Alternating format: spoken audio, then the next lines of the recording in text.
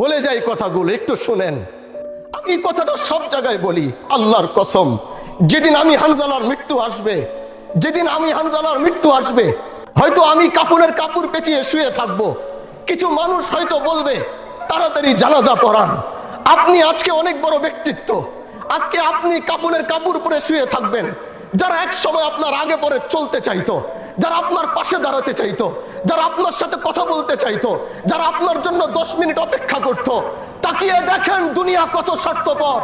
আজ তারা আপনাকে এখানে শুয়ে দিয়ে, যখন আপনার হাত আর ধরতে পারে না, যখন আপনার জাবান আর বলতে পারে না, যখন আপনার চোখ আর দেখতে পারে না, যখন আপনার পাও আর চলতে পারে না, তখন তারা আপনাকে শুয়ে রেখে কেউ বলছে তাড়াতাড়ি যেতে হবে।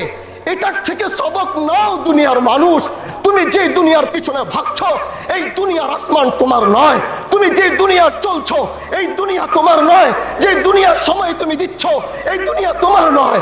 যদি তোমার হতো, আজকে বাবুল চেয়ারম্যানকে মানুষ ভালোবাসে, স্বীকৃতি দিয়েছে, তাকে ভালোবাসে, তাকে যেতে দিত না। তার সন্তান ধরে রাখতো, তার আত্মীয় স্বজন ধরে রাখতো, তার নেতৃবৃত্ত ধরে রাখতো, যেতে দিত না। তার মানে এটাই স্বীকৃত হয়ে গেল। আল্লাহ যদি কাউকে চায় নিয়ে যাবে, গোটা দুনিয়া মিলেও তাকে রাখতে পারবে না। ও দোস্ত আমার, আসো এই জানাজার থেকে শিক্ষা নাও। আসো এই জানাজায় 5টা মিনিট দাঁড়াও, সাদা কাফনের কাপড়ের দিকে তাকাও। এখানে আজ বাবুল সাহেব শুয়ে রয়েছে, আজকে 5টা বাজে তোমার শোয়া লাগবে। জানাজা পড়ে বাসায় যেতে পারবো না, তার আগে এখানে শোয়া লাগবে। মৃত্যুর প্রস্তুতি জানো।